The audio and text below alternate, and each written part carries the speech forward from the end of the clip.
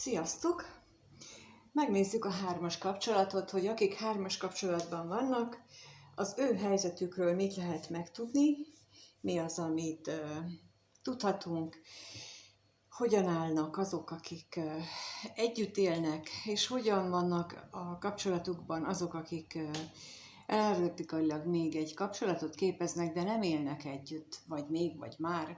Szóval a lényeg az, hogy ők nincsenek nem élnek, a mindennapjaikat nem együtt élik, ők viszont együtt élik a mindennapjaikat, és a két kapcsolatban a középső személy az ugyanaz, aki lehet férfi, mint ahogy itt mutatja, és lehet nő is, csak akkor a párjaikat, a hozzátartozó személyeket, akkor azt kérlek magatoknak határozzátok meg, hogy ki hogyan van és hogy ki kicsoda.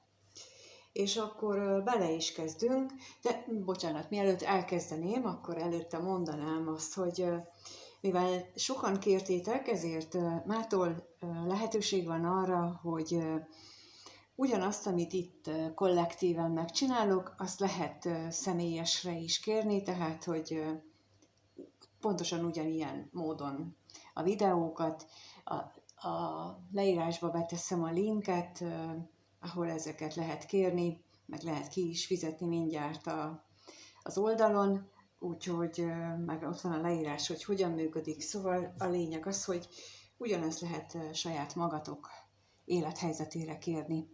No, akkor most kezdem, és akkor velük kezdem, akik együtt élnek, hogy mi a helyzet az ő kapcsolatukban? Hogyan vannak egymással? Tudja-e a társ azt, hogy itt más is van a képben? Szóval mit tudhatunk meg erről a kapcsolatról, ahol együtt élnek a felek? Mit tudhatunk meg arról a kapcsolatról, amelyikben együtt élnek a felek? Hogyan van az a kapcsolat?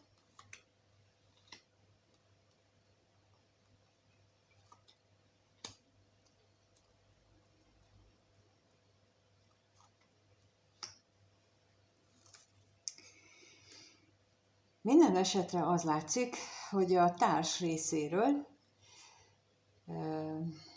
hát megvannak a félelmek, megvannak a bizonytalanságok, féltékenységek, a tekintetben, hogy a középső személy az mennyire hűséges, mennyire van benne ebben a kapcsolatban.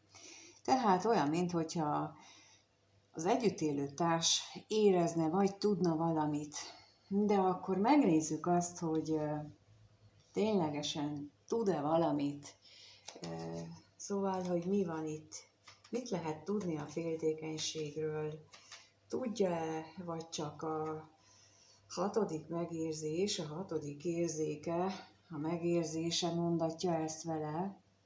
Lássuk.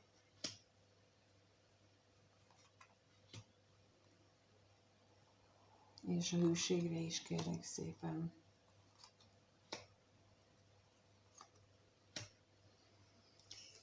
Hát lehetséges, hogy mind a kettő lehetséges, tehát most akit nézitek, közületek, szerintem egyik csoportra egyik jellemző, a másikra a másik, mert hogy itt mind a kettőnek az energiája itt van. Van olyan is, aki már tudja, és gondolkodik rajta, hogy mi lesz a vagyonnal, hogy lesz a vagyonnal, nem csak a hűséget, nem csak a kitartást, a kapcsolat jövőjét elemzi magában, nem csak a féltékenység van benne jelen, hanem már azon gondolkodik, hogy mi lesz a vagyonnal.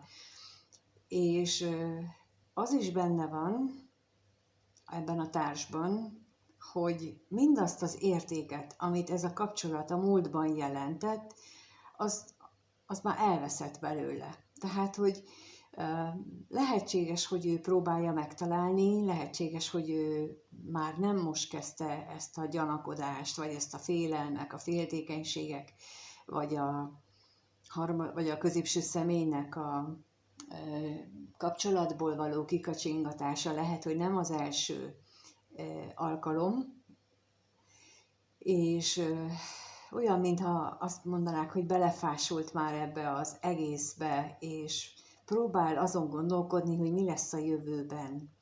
Tehát belátta azt, hogy ez a kapcsolat mindazt az értéket, ami valaha benne volt, ez benne lehetett a szeretet, benne lehetett tényleg az anyagi biztonságadása, tehát minden benne lehetett ebben, ezt elvesztette. De hogyan tovább?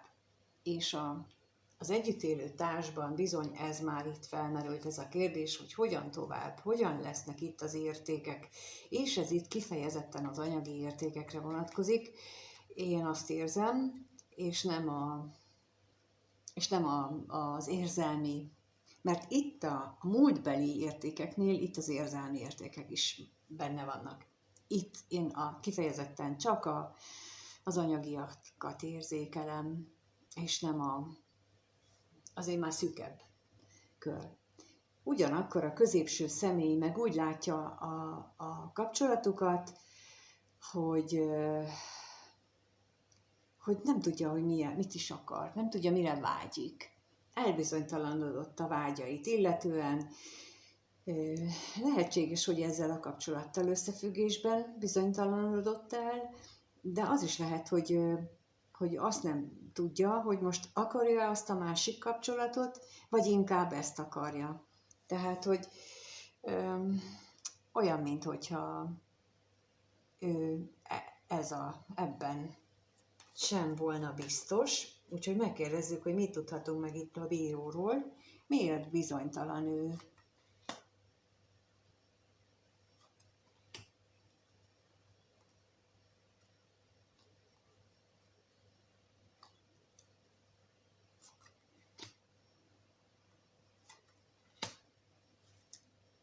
És akkor a vágyra is kérnék szépen, hogy milyen vágy.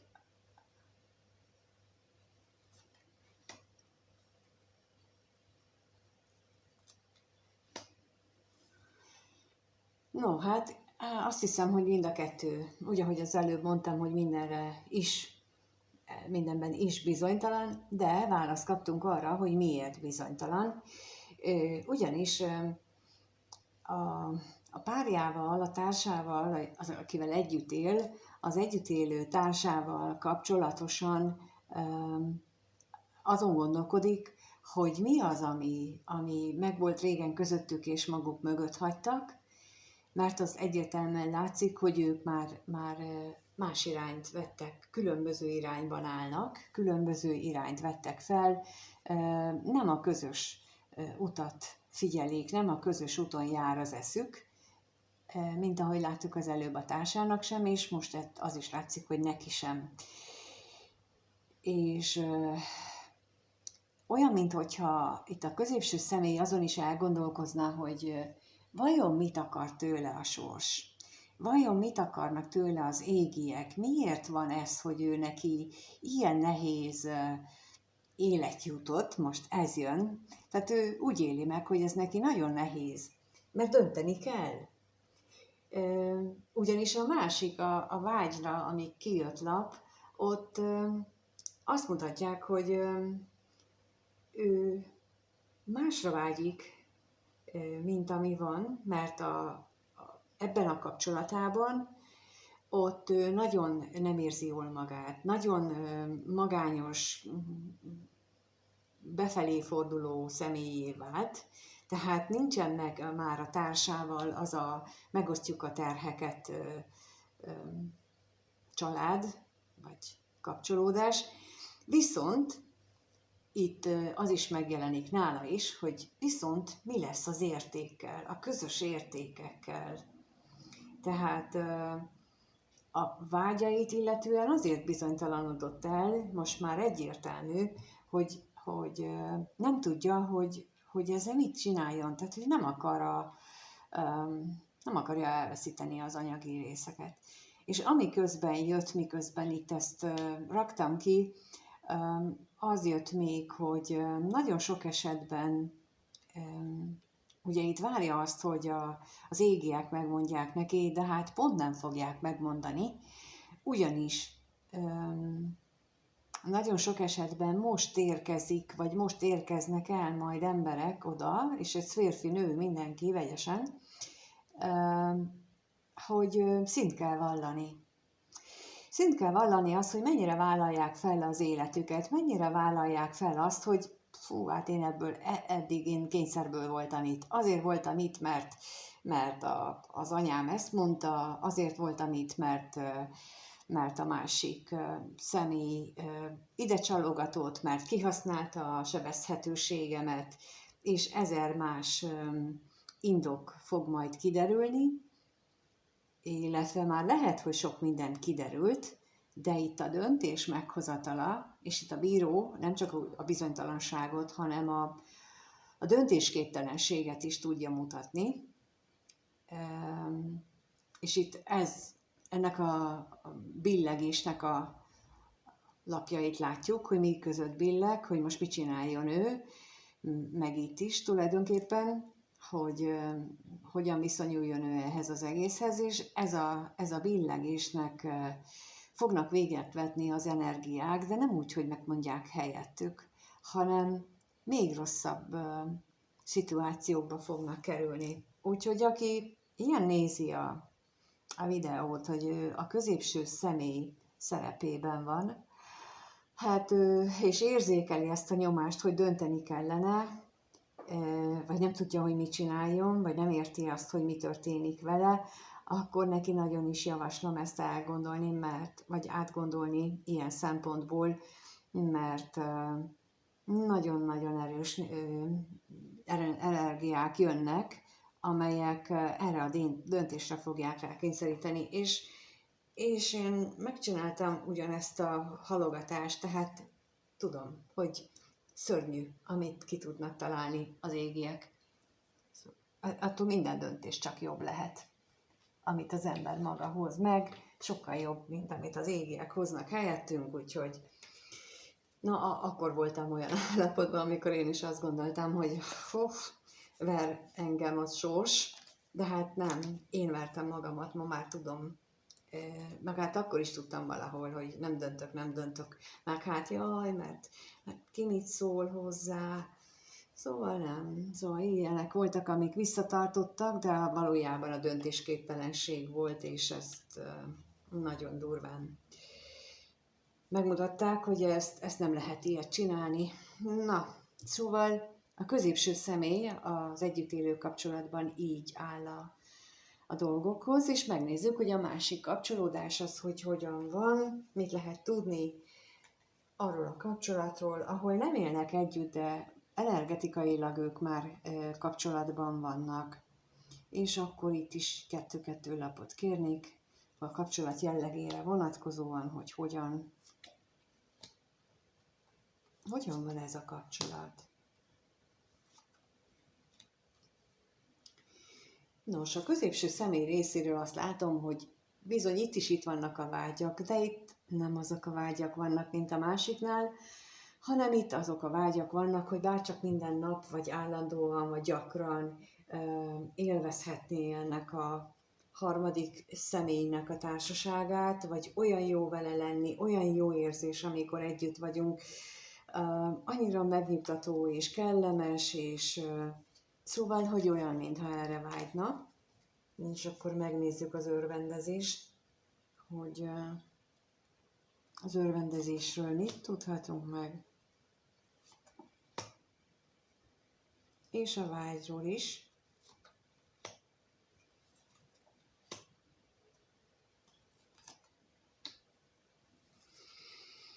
Hát lehetséges, hogy itt azért ilyen nagy a vágy, vagy azért érzi ezt így, mert a kommunikáció az most éppen szünetel közöttük, vagy legalábbis nagyon-nagyon ritka, felületes, és arra vágyik, hogy újra mélyebb legyen kettejük között, mert itt a másik sorban viszont kijött a halál, ami pedig azt jelenti, hogy valami nagy változást mutat, méghozzá a vágynak a egészségtelen mértékű növekedését, tehát hogy tényleg fizikai fájdalmat tud érezni időnként a középső személy annyira vágyakozik arra, hogy ezzel a személyen legyen, a harmadik féllel. A harmadik fél részéről meg azt látom, hogy ő pedig az akadályok elhárításában van, illetve úgy gondolja más esetekben, hogy elháríthatatlan akadályok vannak a kettejük kapcsolatában. Na de akkor megnézzük, hogy az ellenség itt mit jelent.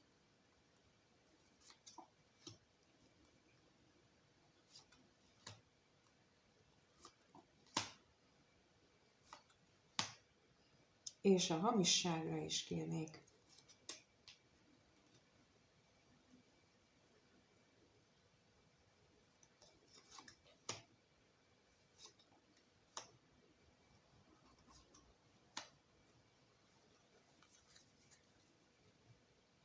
Hát az egyik elháríthatatlan akadály az a távolság, ugye a másiknál is, a középső személynél is kijött, hogy keveset beszélnek, és a vágya sem véletlenül olyan nagy, szinte betegségig fokozódó, azért, mert hogy nincsenek együtt, mert nagyon ritka a találkozás, mert olyan, mintha a férfi visszahúzódott volna a nő legnagyobb bánatára, de tehát, hogy úgy magába húzódott. Talán pontosan ezért, mert itt is az látszik egyébként, hogy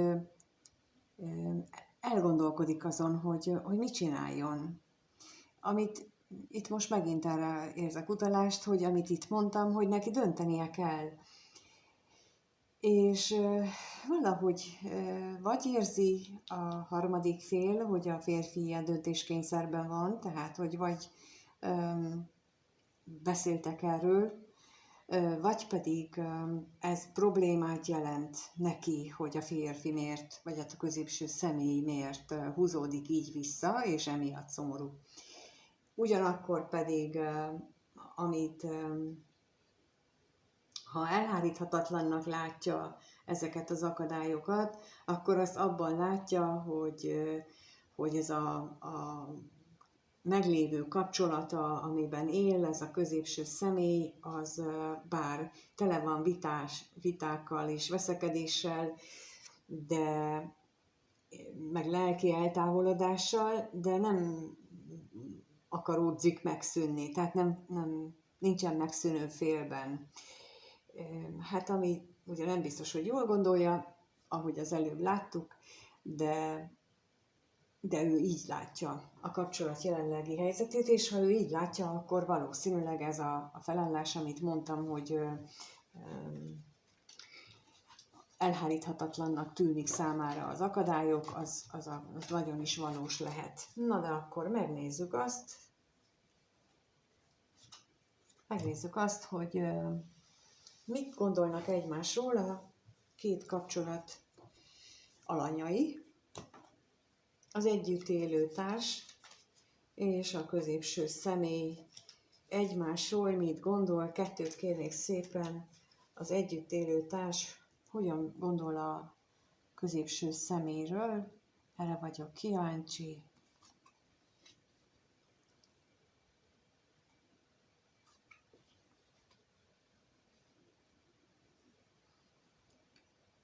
És a középső személy hogy gondol a társára?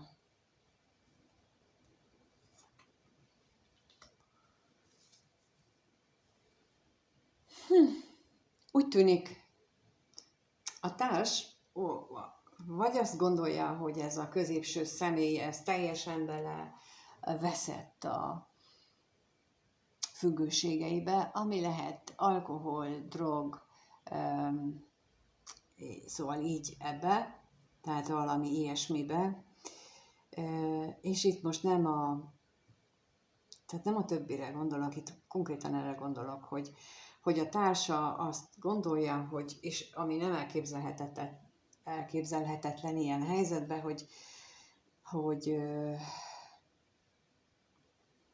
hogy ebbe teljesen beleveszett ebbe az életformába, és elmondom, hogy nem az alkohol miatt vannak a problémák általában, hanem pont fordítva.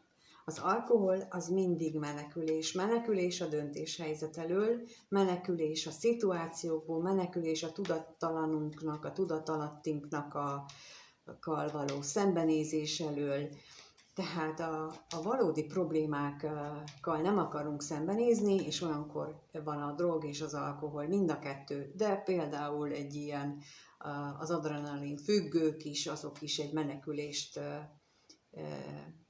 valósítanak meg, amikor azt csinálják, mert nem akarnak a valós élethelyzetükkel szembenézni, és ilyen jellegű függőségre gondolok én, amikor azt gondolja itt a társ, hogy bizony a középső személy az ebbe beleveszett, tehát eltévejedett abban a homályban, ahova betéved, de akkor megnézzük a hamisságra, mi jön ide ki. Hogy mit gondol még? Hát azt gondolom, igen, és a veszteségre is.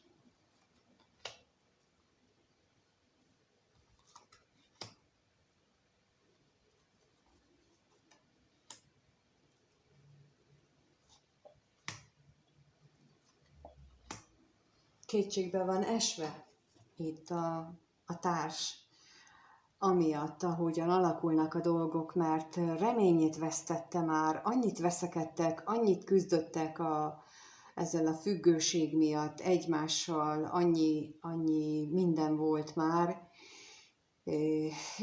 és már nem lát kiutat, már nem lát reményt arra, hogy ebből van kiút egyáltalán,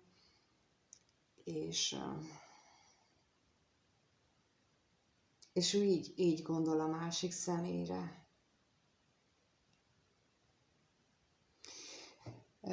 Amikor mondtam, vagyis amikor raktam ki a bosszúságot, akkor jött ez az érzés, hogy ők hogy veszekednek, és hogy ő mennyire kétségbe van esve ettől, hogy onnan, milyen, merre vezet az út, nem tudja, egyszerűen nem látja. És akkor a középső személy részéről pedig olyan, minthogyha ő meg azt mutatná, hogy minden rendben van, én tartom a szavamat, éljük csak az életünket, nyugodtan csináljunk úgy, mint eddig, hívjunk vendéget, ünnepeljük meg a névnapokat, bulikat csináljunk, szóval, hogy ő ezt itt így adja elő. De akkor kérnék szépen a levélre.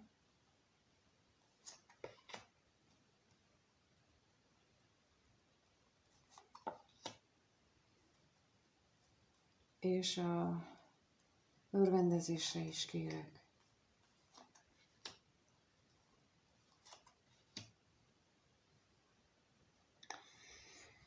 Ugyanakkor pedig a mélyben itt nála is ez van, hogy fortyog belül, dühös, haragos, állandóan nézi, ahogy mit csinál, vagy hová vezetett ez a kapcsolat, vagy miről szól még ez a kapcsolat, vagy hogyan lehetne. Szóval olyan, mintha itt ez az ígéret foglyul ejtette volna itt a középső szemét, és ennek a kapcsolatnak tett ígéretet. Lehet, hogy a társának mondott valamit, és ez már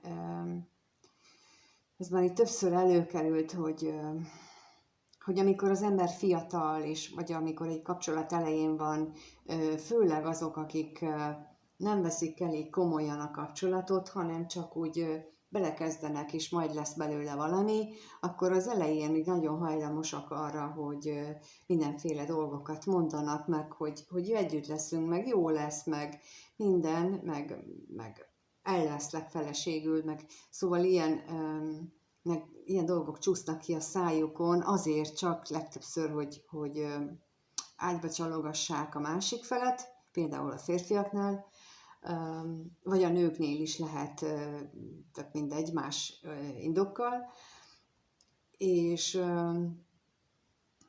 ez a fajta hát kimondott szó, mint egy ígéret, az ott van benne.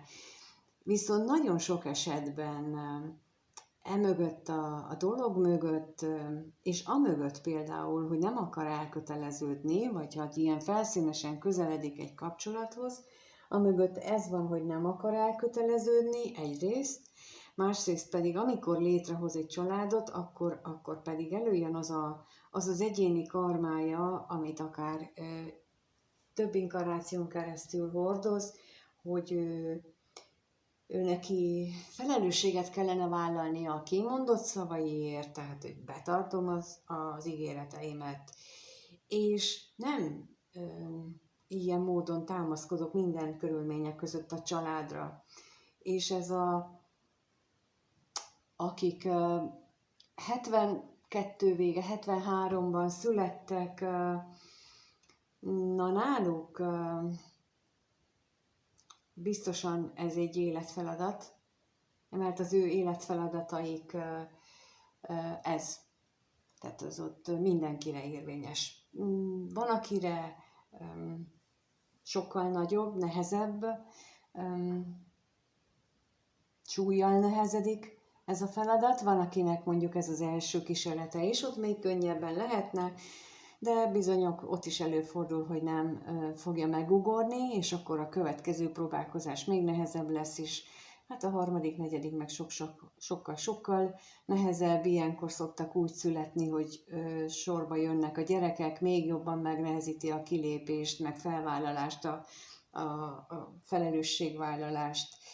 Tehát ez a szituáció, ez mutathat egy ilyen helyzetet is, és példának mondtam, hogy ott az a korosztálynál ez a feladat.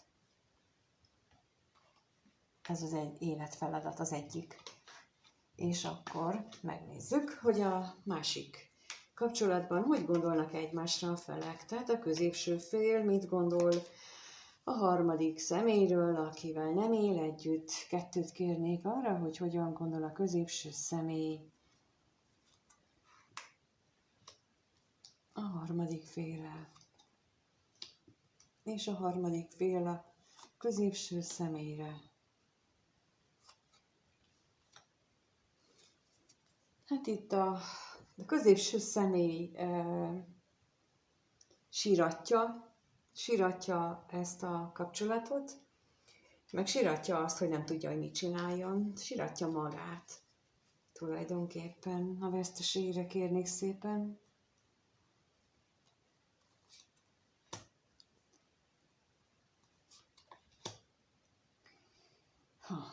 A bíróra is kérek.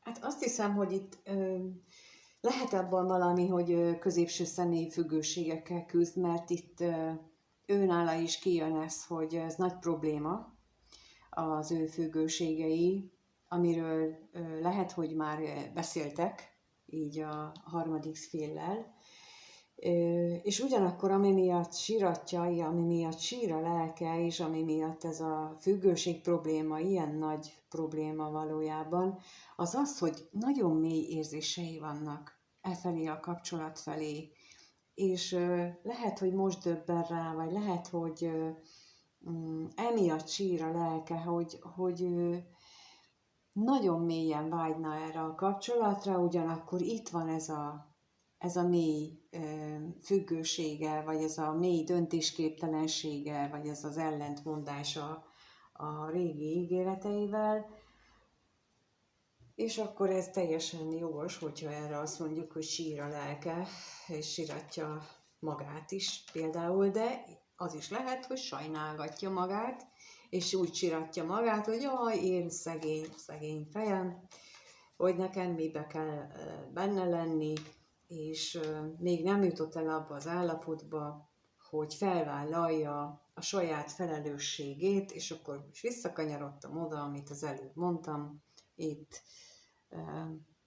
hogy bizony ő neki a felelősségvállalás probléma. Úgyhogy nagyon sokan, akik nézitek, ott a középső személynél a felelősségvállalás az egyik kulcs életfeladat, ami a tovább lépéshez szükséges.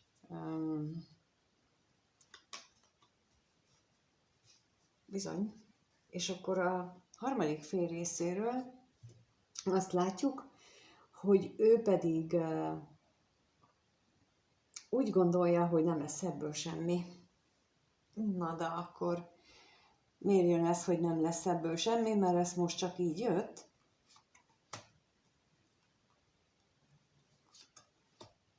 Mármint a középső személy döntéséből, és a levélre is kérek.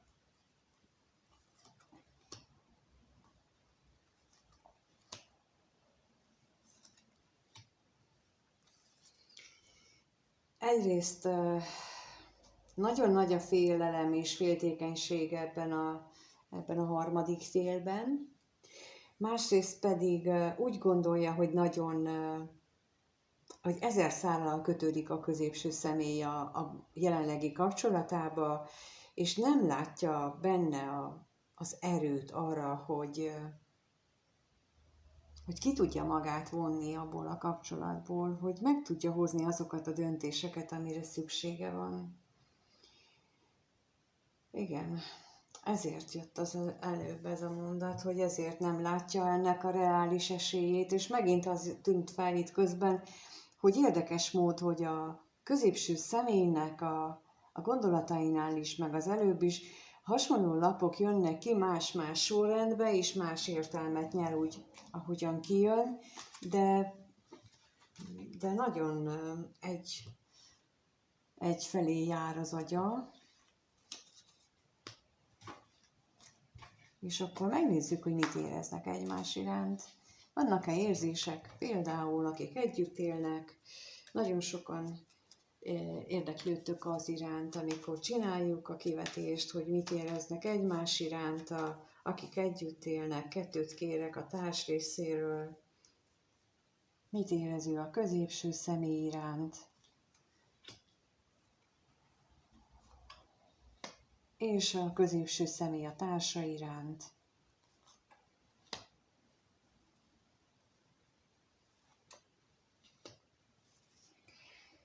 Ha hiszitek, hanem úgy látom, hogy ez érdekes fordulat, legalábbis az előző hetekhez képest, mert úgy látom, minthogyha a társ abban reménykedne, hogy a középső személy az valahogy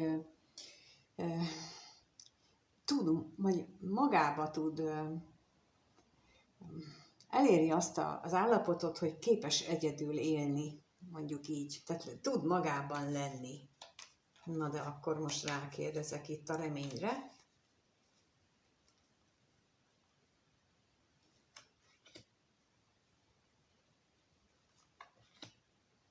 És az özvegy férfire.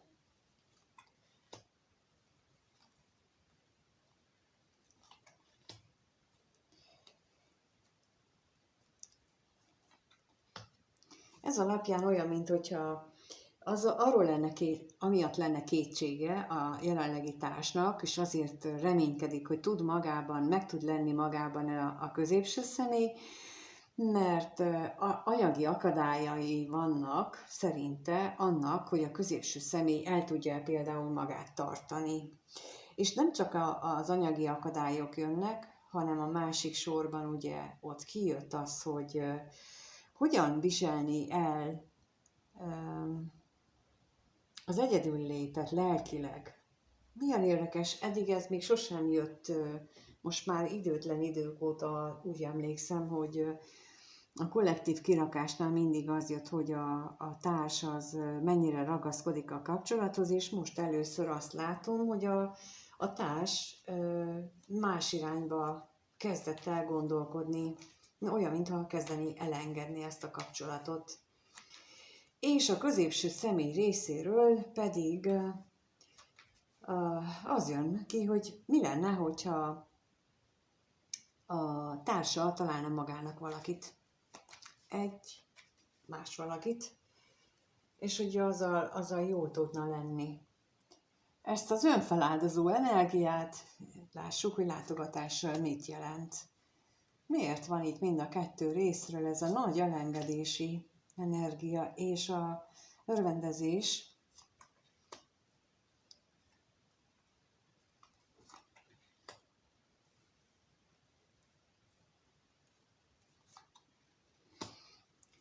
Hát itt ebben a sorban, vagy oszlopban azt mutatják a lapok, amit az előbb mondtam, hogy abban reménykedik, hogy találkozik valakivel, csak úgy hirtelen, és akkor elkezd benne tombolni a vágy, és tök jó lesz. Igen ám, itt viszont arra kapunk választ, hogy miért. Miért vannak itt ezek a gondolatok? A hasonló lehet az oka, mint annak. Mi lesz a vagyonnal? És itt milyen érdekes, hogy nem a egymás iránti érzéseik jönnek elő. Egyáltalán nem, nincsenek itt már érzések ebben a kapcsolatban. Ebben teljesen racionális gondolkodás van, mit, hogy oldjunk meg. Én nyomát nem látom az érzéseknek, még a beszélgetéseknek sem, mert ugye az előbb láttuk már, hogy rengeteg vitájuk, veszekedésük van, és már belefáradtak mind a ketten, és elegük van ebből az egészből, úgyhogy ebből következtetek arra, hogy ezek a lapok aztán nem egymással beszélnek, hanem külön-külön, és csak ugye magukban, az érzéseikben tulajdonképpen jót akarnak a másiknak, ezért reménykedik a társabban, hogy meg tud élni a középső személy meg abban, hogy találja már magának valaki olyat, akivel boldog lehet, akivel jól érzi magát. Tehát mind a kettő azt érzi a másik iránt, hogy egyedül, nélküle. Na, ez a nagy változás az elmúlt időszakhoz képest. Na de hát, mint mondtam, hogy olyan energiák vannak, és még lesznek is, hogy azokat, akiknek nem együtt van dolga, akkor nagyon megcincálja az energia, és ha sokáig ellenállunk, akkor nagyon kegyetlen tud lenni, de megnézzük, hogy mit érez egymás iránt az a pár, aki nem él együtt, úgyhogy a középső személy érzelmeit a harmadik fél iránt.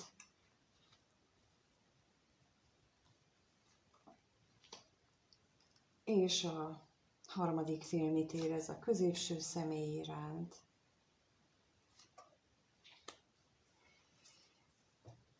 Itt megint az jön ki, hogy amit az előbb is láttam, és megint látjátok?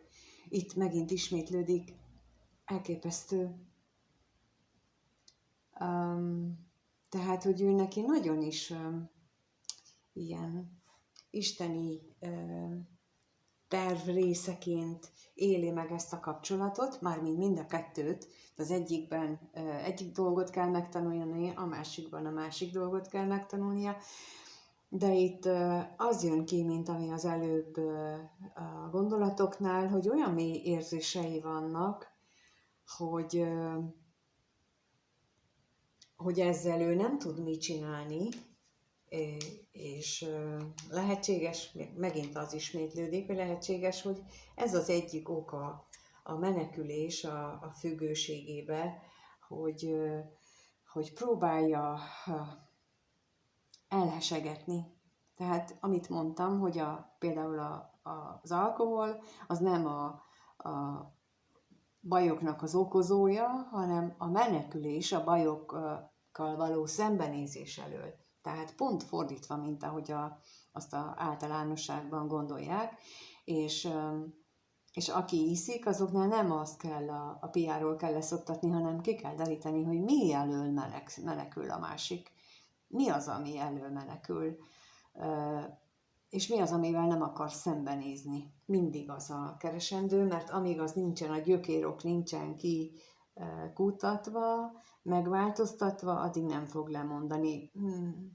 Még hogyha úgy tűnik, hogy nem is iszik egy ideig, nem fogja megváltoztatni, csak akkor, ha az okot megszüntette. Pont ugyanúgy, mint amikor az ember beteg lesz, szedheti a gyógyszert, de ameddig a probléma forrását magában vagy ki nem kutatja, addig a betegség nem fog megszűnni, csak egyre rosszabb lesz, utána a gyógyszerektől megjön a többi. Na de itt a hamisságra kérek szépen.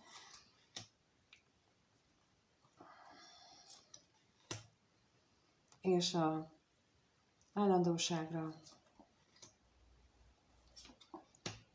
Igen, amit mondtam, tehát, hogy nagyon mély benne az érzés, de nem tud vele mit kezdeni.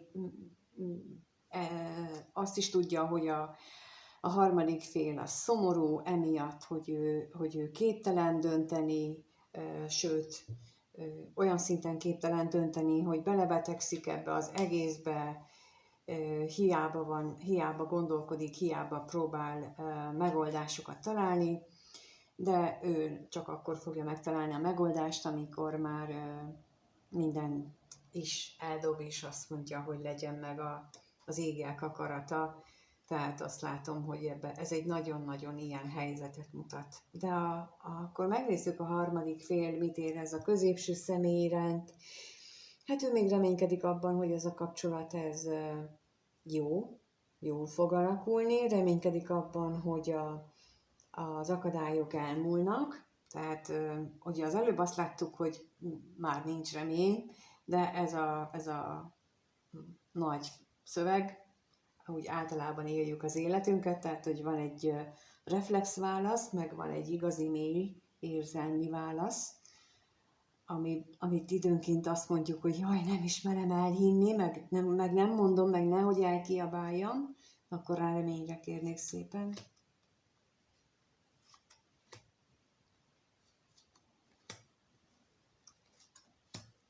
Hát tudja, hogy nagyon nagy változásokra van itt szükség, azért is nem akarja ezt így elkiabálni, és az ellenségre is kérnék szépen.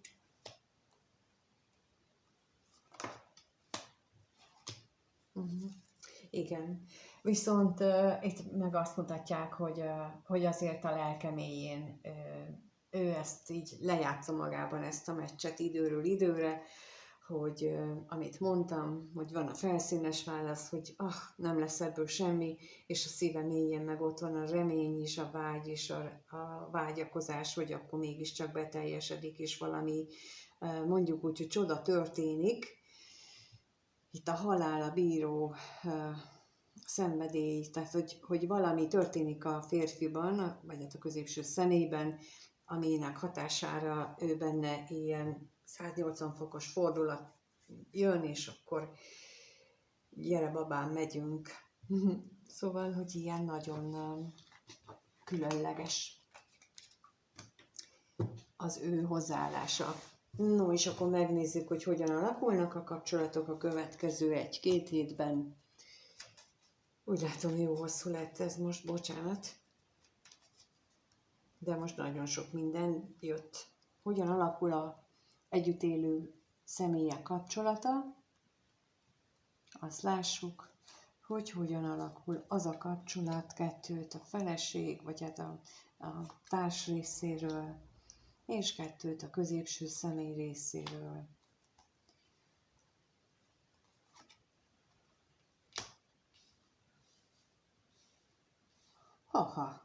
A társ az úgy gondolja, hogy kiüresedett a házasság, vagyis a kapcsolatuk, és ennek már nincsen semmi jövője, és akkor kérnék szépen a kevés pénzre.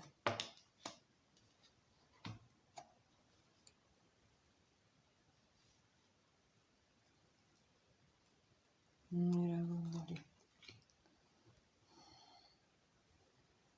A házasságra is kérek.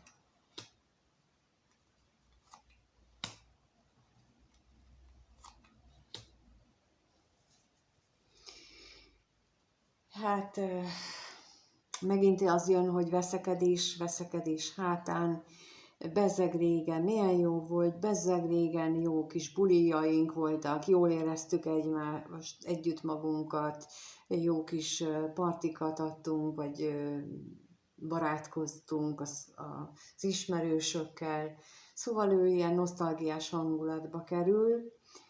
Ugyanakkor meg a középső személy, hát ez a nyitány, ez nem tudom mi akar lenni, úgyhogy mindjárt rá is kérek, hogy mit jelent itt a szerencse. Milyen érzéseket hoz neki az élet?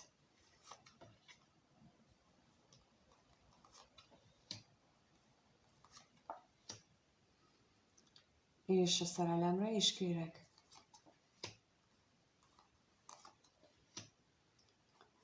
Ja, Istenem, nem akarja.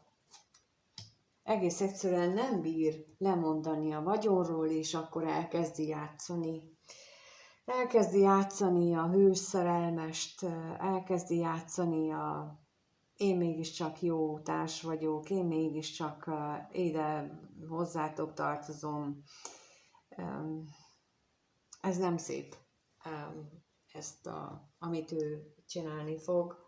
Ezt így nem is szeretném ragozni, mert ez nem szép, tehát ez nem az őszinte. Itt van a hamisság, itt van a hamis szenvedély, a hamis érzelmek, de ott van ugye az, hogy ő a vagyonra tekint, és azt szeretné, hogy arra vágyik, hogy akkor lenne valahonnan pénz, vagy valami lenne, tehát hogy ő nem a kapcsolatért, nem a kapcsolat miatt változik meg, vagy változik ebbe az irányba, hanem azért, mert szándéka van, vagy kívánsága van, ami nem a tiszta érzelmeken alapszik, és akkor ez alátámasztja nekem azt, amit az elején, vagy hát így közben mondtam, hogy neki nagyon nagy döntéshelyzete van, és nem akar, és ezért menekül a függőségébe, bármi legyen is az, és még erre is hajlandó, hogy aztán eljátsza a hős szerelmest mondjuk. Na de akkor lássuk a másik kapcsolat, hogyan alakul a középső személy részéről. És a harmadik fél részéről. Hát a középső személy részéről úgy látom marad a távolságtartás, bár itt valamilyen indulás is lehetséges, csak azt nem tudom, hogy milyen irányba, úgyhogy kérnék a katonatisztre.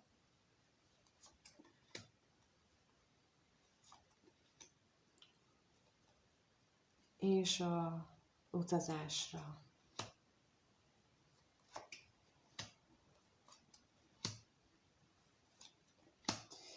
Itt meg fél, hogyha ő nagyon magába zárkózik, meg nagyon magába mélyed, akkor itt elveszti az ő pozícióját, és ezért lehetséges, hogy ilyen reménykeltő dolgokat fog csinálni, vagy legalábbis olyan dolgokat, ami a harmadik fél ilyen nyitásnak, pozitívumnak fog értékelni.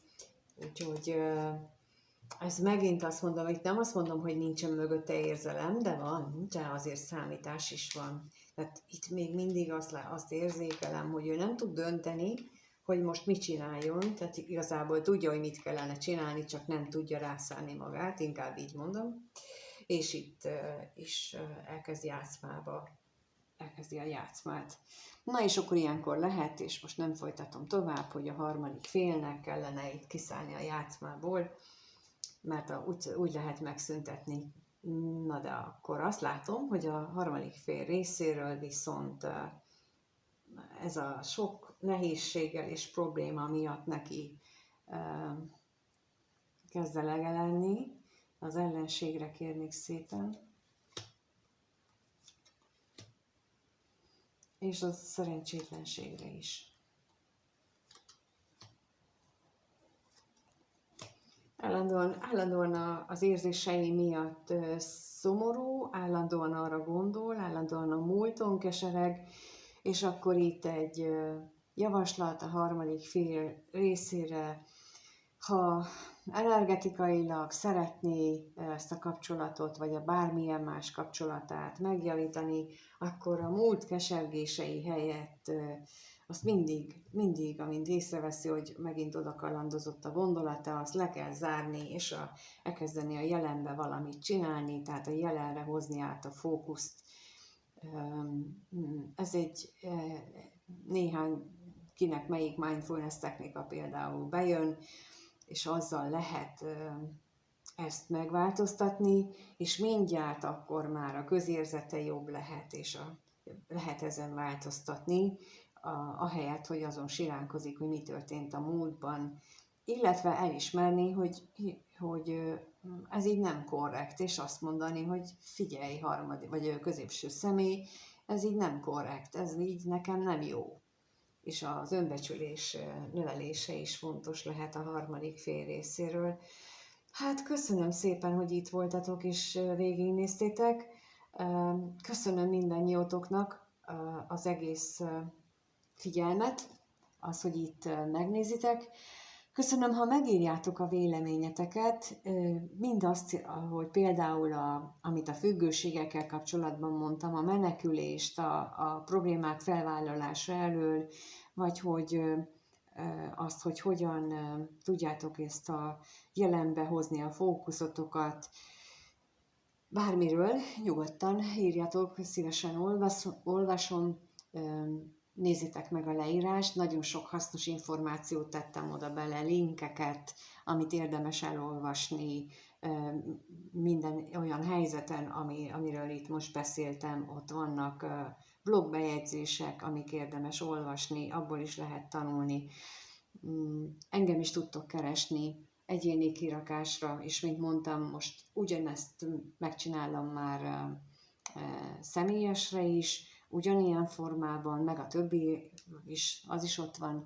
Úgyhogy köszönöm mindannyiótoknak, köszönöm a lájkot, és köszönöm, ha feliratkoztok. Ha feliratkozók száma eléri az 5500-at, akkor valami különlegességgel készülök, úgyhogy